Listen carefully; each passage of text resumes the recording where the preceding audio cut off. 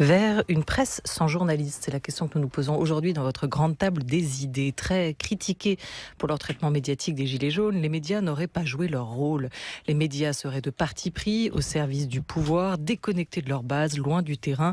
Les journalistes ne seraient plus les interprètes de la société, ni un contre-pouvoir solide et nécessaire. D'une presse pluraliste, d'une grande famille, on serait passé au parti unique des médias. Alors derrière la défiance actuelle, dont atteste d'ailleurs le 32e baromètre de la confiance des Français dans les médias réalisé par Kantar pour La Croix, il y a derrière cela une profession en crise, en tout cas en pleine mutation. Vu de l'intérieur, c'est justement la situation de la presse qu'il analyse dans ses Cons de journalistes qui paraît chez Max Milo. Journaliste, photoreporter, son auteur Olivier Goujon est notre premier invité. Bonjour. Bonjour. À vos côtés, le sociologue Olivier Pilmis, chargé de recherche au Centre de sociologie des organisations, auteur de L'intermittence au travail, une sociologie des marchés de la pige et de l'art dramatique, intermittent dramatique, chez Economica, ou comment composer avec l'incertitude. Bonjour. Bonjour.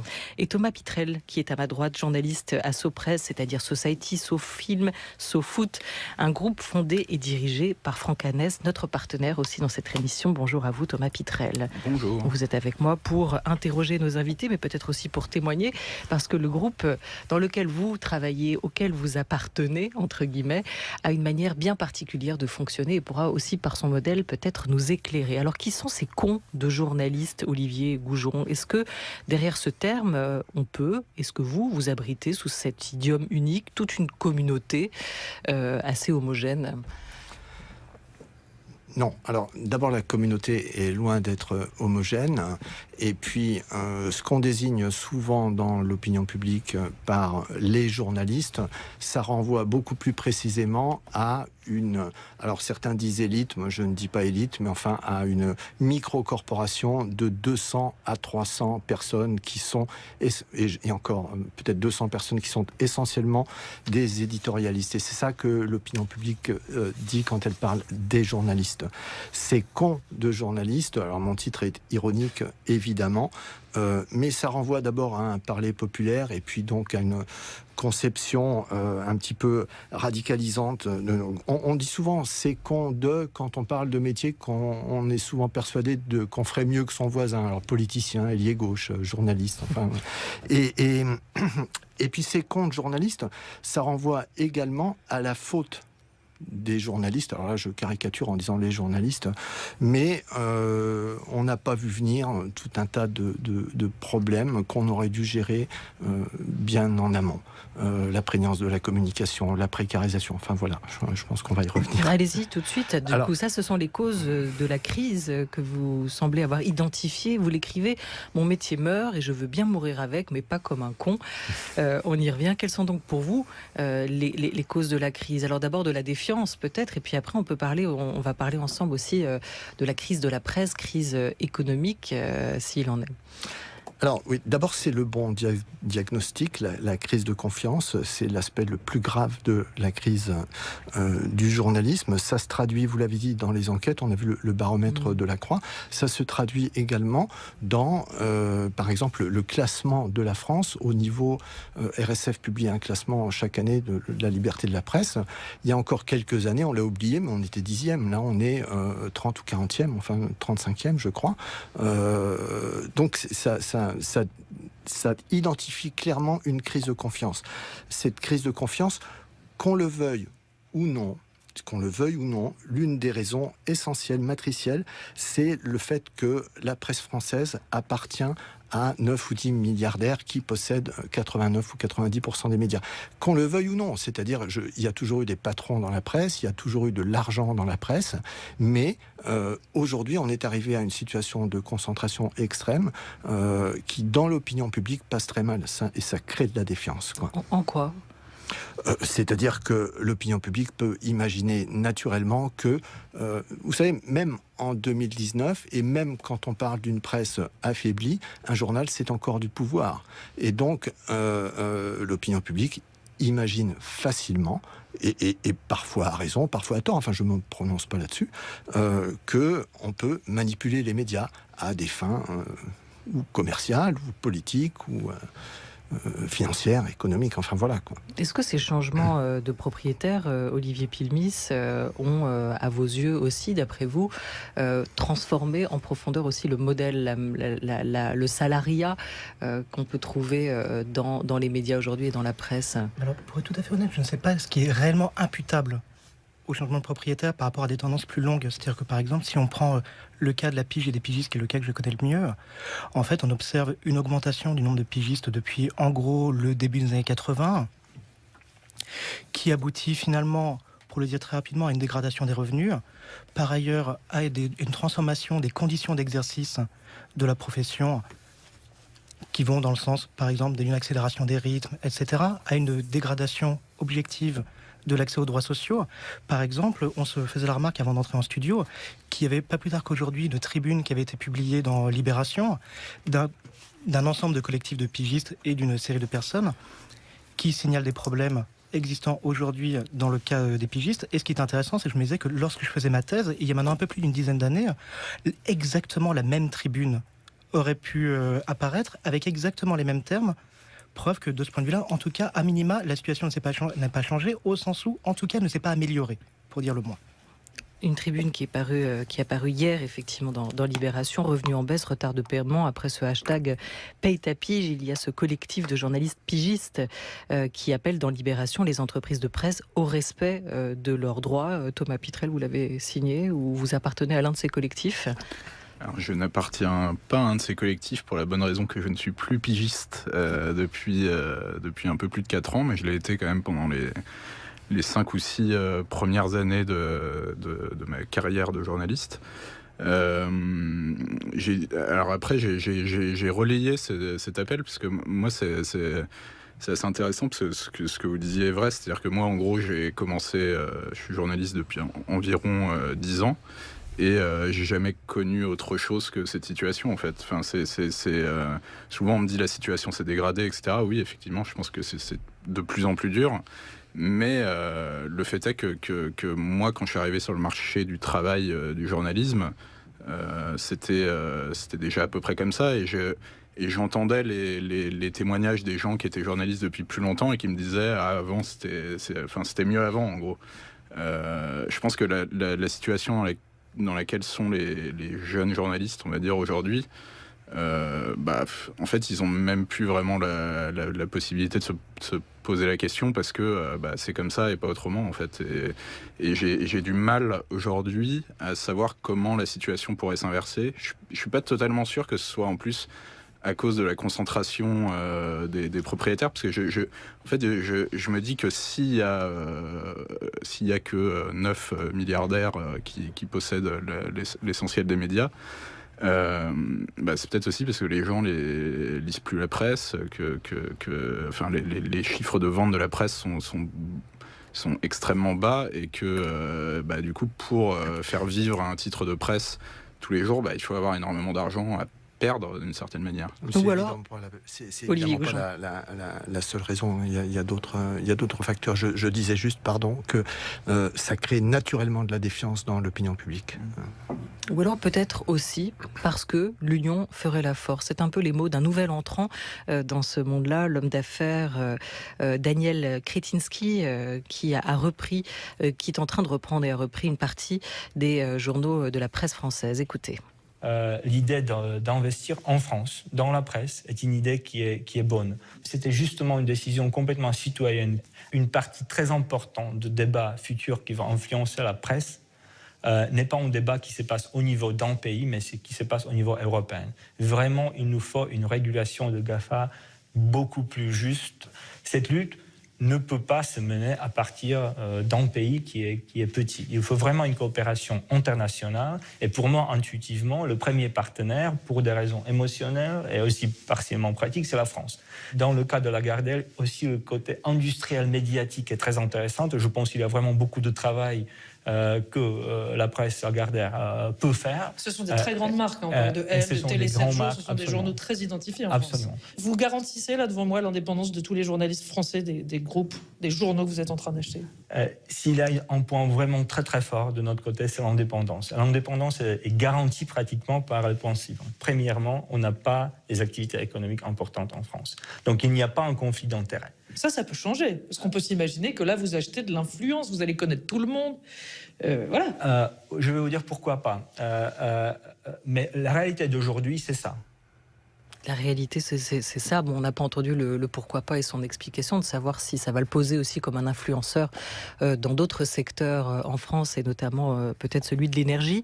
Olivier Goujon, Daniel Kretinsky, qui d'abord a racheté l'hebdomadaire Marianne, qui ensuite a pris des parts dans le journal Le Monde, celle du banquier d'affaires Mathieu Pigasse, qui a aujourd'hui ouvert des négociations avec Lagardère pour reprendre certains de ses titres emblématiques.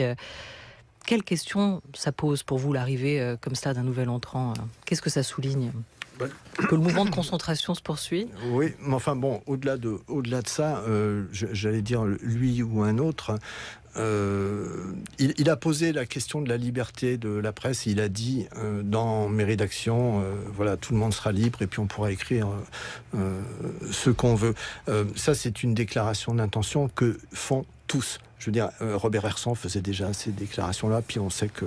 Mais bon, si vous voulez, entre ce constat-là et puis la réalité dans les rédactions, on sait pertinemment qu'aujourd'hui, on est dans une situation où l'autocensure a gagné du terrain et des interfaces autrefois rugueuses de rédaction en chef sont devenues... alors, il y a des exceptions. J'essaye de prendre un peu de distance par rapport à la situation, mais ça ne veut pas dire qu'ils sont tous à la même enseigne.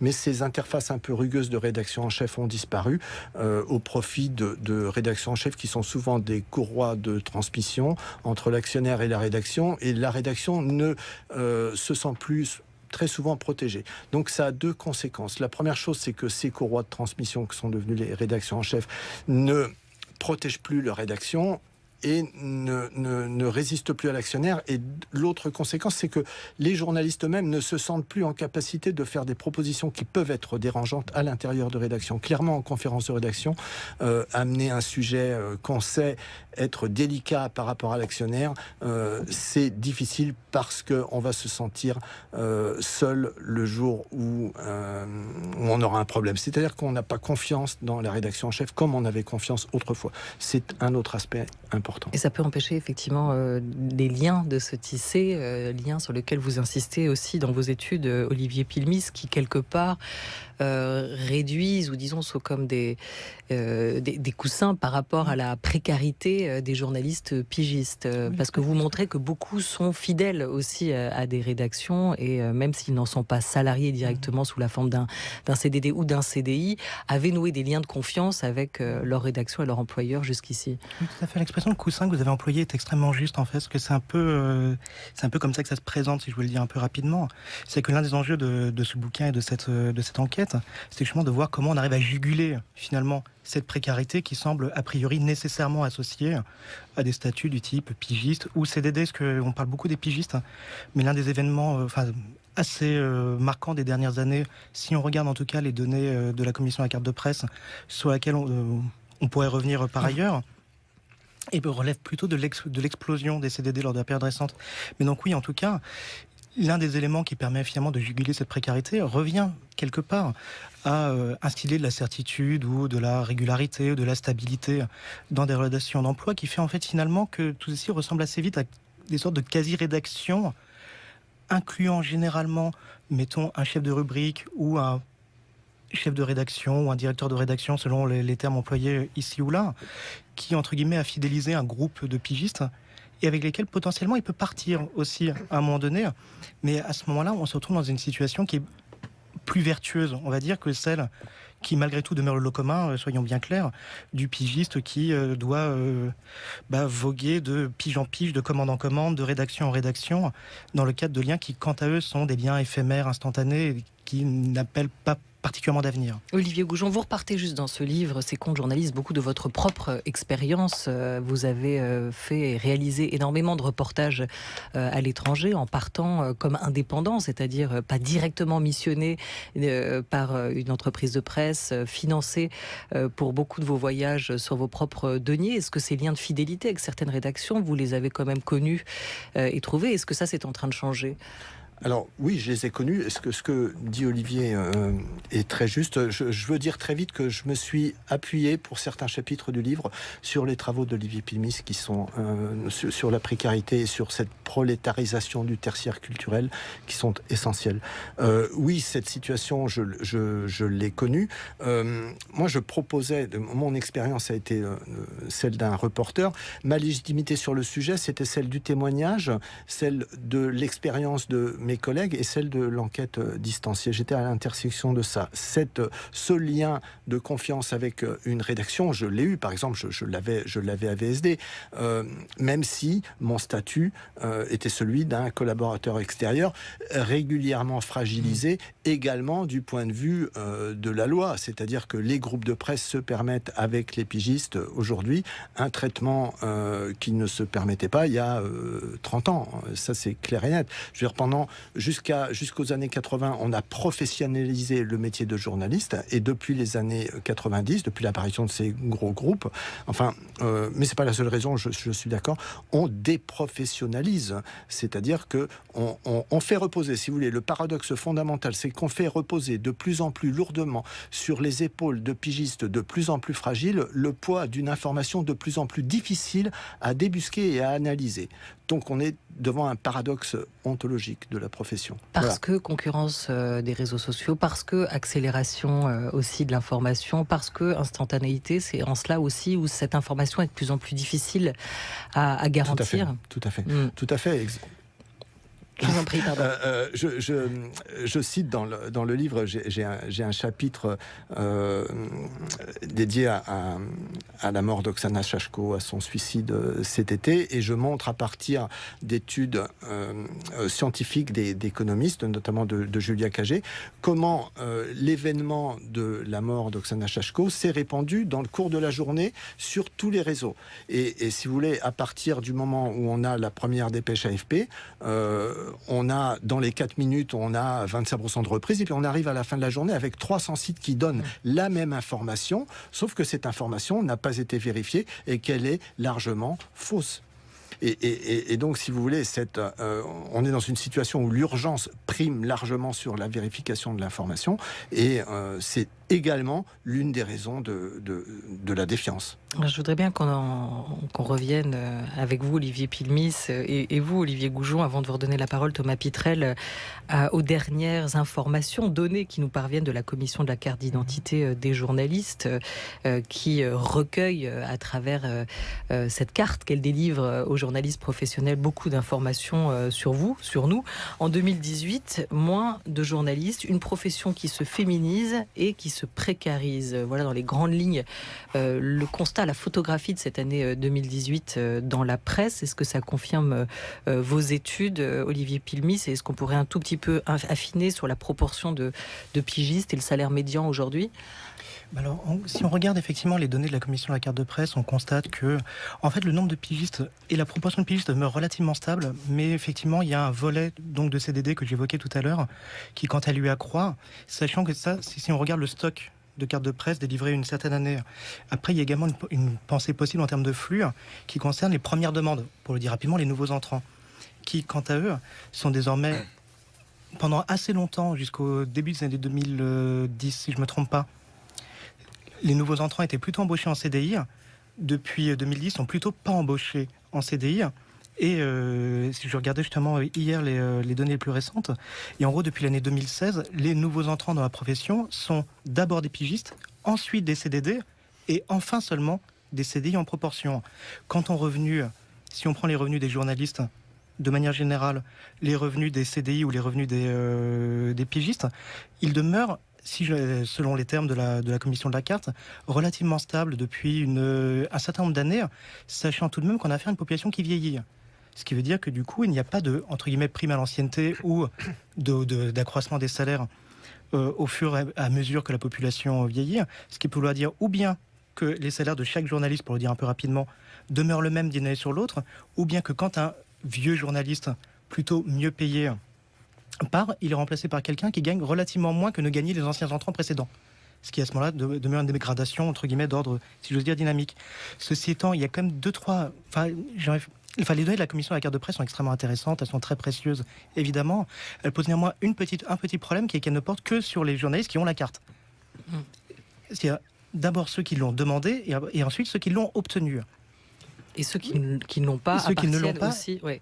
ne participent pas de ces calculs-là. Ce qui est particulièrement épineux quand on gagne une population du type pigiste, qui justement étant pour une très grande majorité d'entre eux, pour dire comme ça, sont plutôt des populations précaires, sont des populations qui peuvent ne pas remplir cette condition centrale d'attribution de la carte de presse, à savoir que la majorité de leurs revenus doivent être issus de la presse. Pour le dire, par exemple, assez rapidement, certains font un peu de la com à côté, certains font un peu de l'enseignement, certains font tel ou tel métier plus ou moins alimentaire, qui en fait peut représenter rapidement la majorité de leurs revenus. À ce moment-là, ils n'ont plus accès très concrètement à la carte de presse.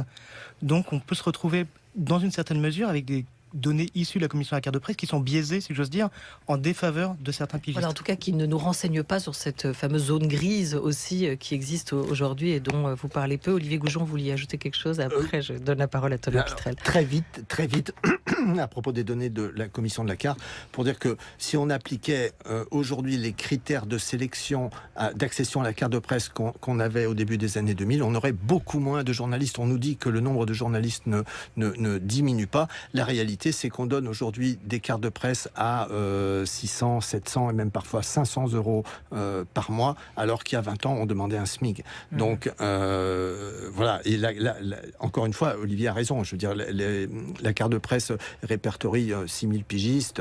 Voilà, la réalité est tout autre. On est beaucoup plus autour de 20 000. Mais qu'il y ait un assouplissement des critères pour obtenir la carte de presse, c'est plutôt une bonne chose parce que c'est une garantie, c'est quand même une protection. Ça a deux effets. C'est une bonne chose parce que ça continue de protéger des gens qui sont en situation difficile par rapport à leurs employeurs. Ça a l'autre effet de masquer la statistique. Thomas Pitrel, journaliste à Sopresse. Je voudrais rappeler que le groupe pour lequel vous travaillez et qui englobe notamment les magazines Society, SoFilm, SoFoot, est un groupe de presse indépendant, fondé et dirigé aujourd'hui par Franck Annès. Si vous avez des questions pour nos invités, je vous donne tout de suite la parole, mais j'aimerais savoir, vous, comment vous percevez cela dans le groupe dans lequel vous évoluez. Parce qu'il y a cette idée des mini-rédactions, des pools de journalistes pigistes, c'est une formule que le groupe Sopresse a quand même institutionnalisé. Comment, dans cet environnement dégradé, tel que raconté, évoqué, Sopresse a fait aussi de cette précarité ou flexibilité son modèle? Alors, c'est toujours un peu étrange pour moi quand j'entends parler de comment ça se passe dans les grands groupes, parce qu'il y a une espèce d'idée qui doit se ressentir aussi à l'extérieur quand les gens regardent le groupe Sopresse, qui est une espèce d'idée d'îlot où ça se passe pas vraiment pareil qu'ailleurs. Alors je dis pas que ça se passe forcément mieux tout le temps, mais en tout cas ça se passe un peu différemment. Je pense que c'est intéressant de prendre un peu la genèse du groupe, parce qu'effectivement c'est un groupe indépendant qui s'est créé avec 450 € de capital à la base, créé par 3 personnes. C'est toujours les mêmes actionnaires majoritaires. Il y a des petits actionnaires minoritaires qui sont entrés, mais il n'y a pas eu de rachat du groupe. Et ça a commencé en fait avec des gens qui ne se payaient pas du tout, quoi. C'est-à-dire que ceux qui ont créé le magazine ne se payaient pas pendant, je pense, 1 an ou 2. Et petit à petit, le montant des piges a augmenté. Puis, il y a eu des embauches qui sont uniquement en CDI, d'ailleurs, ce qui est intéressant par rapport à ce que vous disiez, parce qu'il n'y a pas de CDD à Sopresse. On est soit pigiste, soit CDI. Et du coup, c'est quelque chose d'assez étrange, parce que nous, on a l'impression que ça va mieux, en fait, d'une certaine manière. Quand on est là depuis 10 ans, on a l'impression que ça va de mieux en mieux. Parce que le groupe grandit, parce que le groupe peut commencer à salarier. Mais alors que dans les faits, c'est pas extraordinaire non plus. Mais pour nous, en tout cas, c'est de mieux en mieux. Alors que dans les grands groupes de presse, je pense que tout le monde a l'impression que ça va de moins en moins bien. Alors que je pense que c'est en fait des situations qui se rejoignent petit à petit. Mais du coup, la question que je voulais vous poser à tous les deux, c'est que ce qui est intéressant, c'est qu'il y a un fait qui est que les journalistes se précarisent. Mais est-ce qu'on arrive à savoir pourquoi? Est-ce que c'est parce que la situation économique des journaux se dégrade, ou est-ce que c'est parce que voilà, il y a eu un changement de règles et que les journalistes n'ont pas su réagir alors qu'ils auraient dû? Olivier Goujon. Alors, la crise industrielle a bon dos, c'est-à-dire qu'on s'abrite toujours derrière la crise industrielle pour nous dire, voyez, on ne peut pas vous payer plus, en gros, parce qu'on ne peut pas vous embaucher, parce qu'on vend de moins en moins. Paradoxalement, si on veut pousser le paradoxe, vraiment, en réalité, la presse n'a jamais appartenu, puisqu'elle appartient à 9 ou 10 milliardaires, n'a jamais appartenu à des gens aussi riches. Donc en théorie, on pourrait penser que de l'argent, il y en a. La crise industrielle, vraiment, elle abandonne. Je pense que l'avenir, effectivement, vous avez raison de le dire, l'avenir est plutôt à des petites structures et à des petits groupes et même à des toutes petites structures, à des collectifs de journalistes, à des choses comme ça. Je voudrais plus généralement, si vous voulez, je pense que la raison profonde, c'est qu'on applique au journalisme, à la presse, une politique générale néolibérale, si vous voulez, qui, quand elle rencontre la presse, se heurte à un enjeu démocratique fort. Mais ce n'est jamais que le même processus qui est à l'œuvre dans d'autres secteurs de l'économie. Oui, quant à moi, je voudrais simplement ajouter un élément qui est, je suis entièrement d'accord avec mon voisin Olivier Goujon, donc, pour signaler que, oui, la crise économique des entreprises de presse, éventuellement, a précipité le phénomène, l'a accéléré peut-être, mais ne l'a pas créé. En l'occurrence, et qu'il y a peut-être un autre élément qui traîne, qui tient en fait finalement à quelque chose qui est presque de l'ordre du droit du travail, je ne sais pas exactement comment dire, mais qui tient en fait à cette espèce de flou salarial autour de la notion de pigiste. C'est-à-dire, en fait, quand je faisais mon enquête, l'un des éléments qui m'avait frappé, qui était qu'en fait, en regardant assez rapidement un code du travail, etc., en fait, j'étais plus au courant de leurs droits que la plupart en fait des pigistes que j'ai rencontrés par la suite, et en particulier avec 2-3 éléments qui étaient quand même tout à fait remarquables, qui est par exemple qu'un salarié pigiste est formellement un salarié en CDI. Ce qui paraît quand même effectivement surprenant. C'est surprenant, y compris pour les pigistes, mais aussi pour leurs employeurs. Et en fait, tout ceci naviguant dans une espèce de marigot de méconnaissance de leurs droits qui, à mon sens, favorise grandement les situations de précarité et les situations d'abus. Olivier Goujon. Je pense que cet argument a ses limites parce que, je veux dire, on est face à des rédactions qui, de toute façon, imposent de plus en plus leur choix aux pigistes. C'est-à-dire que, clairement, moi, je l'ai vécu, mais je suis pas le seul. Je veux dire, quand on est convoqué dans des DRH de grands groupes où on nous dit, bon, à partir de maintenant, vous serez payé sur facture, et puis le choix, c'est entre ça et la porte. Bon, on peut travailler que comme ça. Et puis, il y a eu à ce niveau-là également, je veux dire, les corps intermédiaires n'ont pas vraiment pris conscience du problème ou n'ont pas voulu le voir, la commission de la carte, mais peut-être aussi les syndicats. Enfin, je veux dire, je porte dans mon livre beaucoup de propositions du SNJ et puis qui sont... mais, je veux dire, on aurait peut-être pu se préoccuper de ces problèmes-là de sortie du salariat avant. Je veux dire, on a commencé par les photojournalistes. On a dit aux photojournalistes, bon, écoutez, maintenant, voilà, pour vous, ça va être de la facture ou de la prestation de fourniture, quoi. Et vous sortez du salariat. Le photojournaliste tout seul ne peut rien faire face à un groupe de presse, c'est clair. Donc, il aurait fallu s'organiser. Alors, vous pensez aux solutions, mais le président Emmanuel Macron aussi réfléchit tout haut à l'état de la presse aujourd'hui et à comment améliorer aussi l'État. La question du financement de l'information comme un bien public. Lors d'un entretien en fin de semaine dernière avec quelques confrères, le président a évoqué son idée d'instaurer une instance professionnelle de régulation du journalisme. Emmanuel Macron s'inquiète du statut de la vérité dans le débat public. Mais pour y remédier, il dit qu'il est urgent de rétablir un tiers de confiance. Le président se plaint que la parole d'un gilet jaune, Jojo le gilet jaune, dit-il, vaille autant que celle d'un ministre. Les droits d'informer et d'expression sont des droits fondamentaux et l'exaspération des politiques, aussi justifiée soit-elle parfois, n'est pas une raison pour prévoir une instance de régulation contraignante. Mais du point de vue de la vérité et du mensonge, nous sommes déjà régulés par la justice, contrairement aux réseaux sociaux. Nous n'avons pas le droit de dire de contre-vérité factuelle. Nous serions condamnés pour cela. Les fausses nouvelles ne sont pas le fait de la presse ou alors par faute, mais des réseaux sociaux. En s'exprimant comme il l'a fait, le président confond politique éditoriale, vérité et mensonge. Son entourage veut nous rassurer en expliquant qu'il réfléchissait tout haut. Alors nous apportons notre modeste contribution à sa cogitation. Ne pas confondre politique éditoriale, critiquable, mais ni condamnable, ni régulable par un tiers, et mensonge, condamnable tout court. Voilà, extrait de la chronique de l'édito politique de notre confrère de France Inter, Thomas Legrand, en début de semaine, pour ouvrir cette discussion. Olivier Goujon, est-ce qu'il faut revoir les règles? Journalistes et médias traditionnels qui n'ont plus le monopole de l'information aujourd'hui, l'essor des réseaux sociaux, l'accélération à laquelle nous assistons et que nous évoquions, est-ce qu'il faut revoir les règles? Je ne sais pas bien ce que ça veut dire revoir les règles. Je sais, en tout cas, je partage l'idée avec Olivier que, effectivement, si on commence par appliquer la loi, ce serait déjà beaucoup.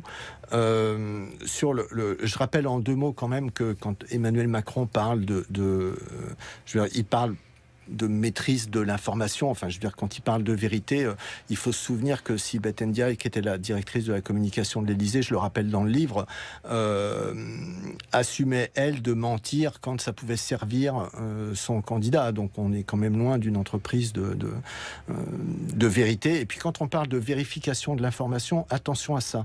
La vérification de l'information, c'est un objet ontologique. Enfin, je veux dire, ça appartient au corps du journalisme. Donc, il ne faut pas que ça devienne un statut à part ou une espèce de mode ou de rubrique. C'est-à-dire que maintenant, on va avoir des vérificateurs en information partout. Après coup, non, il faut vérifier avant et sans le dire et sans créer de rubrique spécifique, parce que ça crée une crise de confiance également, parce qu'on se dit, si tout le monde se met à créer des rubriques de vérification partout... C'est que tout le monde dit tout le monde dit faux. Mais exactement, exactement. Il nous reste 3 minutes juste avec vous, Olivier Goujon, Olivier Pilmis aussi. Qu'est-ce qu'il faut faire aujourd'hui?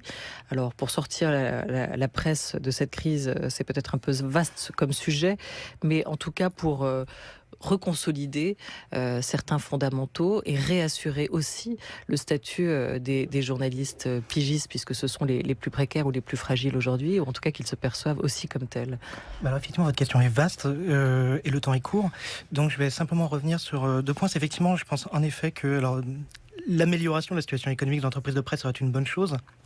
Comment, ça évidemment, c'est un autre élément, effectivement, peut-être faire en sorte que, d'une manière ou d'une autre, que la presse soit attrayante au point que les gens se remettent à lire, déjà pour commencer, à lire ou à regarder ou à écouter, je ne sais pas.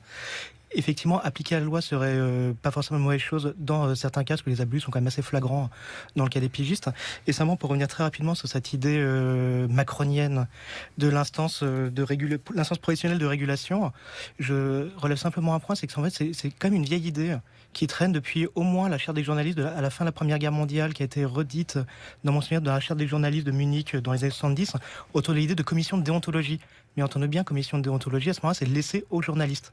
Voilà, c'est pratiquement l'inverse d'une commission de déontologie. Un conseil de déontologie, c'est souhaitable, ça existe dans 40 pays, c'est plutôt souhaitable en France, mais là, son discours va pratiquement à l'encontre. Olivier Goujon, vos pistes de réflexion pour terminer? Alors, très vite, mais vraiment en 2 mots, j'ai des chapitres là-dessus dans le livre. En finir avec l'urgence, la création d'un conseil de déontologie, favoriser le journalisme participatif. Ça ne veut pas dire se dessaisir de notre pratique éditoriale ou journalistique, mais ça veut dire comprendre, se reconnecter à la société. En finir également avec la reproduction sociale à l'œuvre dans le journalisme. Ça, c'est sclérosant.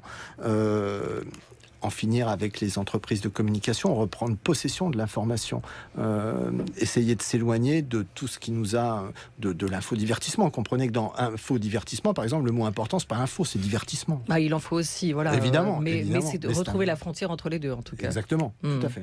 Toutes ces pistes qui sont détaillées effectivement dans votre ouvrage, C'est con de journaliste, Olivier Goujon. Merci beaucoup à vous.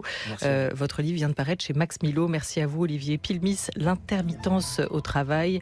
Votre précédente ouvrage, donc votre enquête sur cette question-là, apparu chez Economica. Merci à vous, Thomas Pitrel, à la une de Society cette semaine. On a un grand entretien avec Marina Foïs. Merci beaucoup à vous d'être passé autour de cette grande table.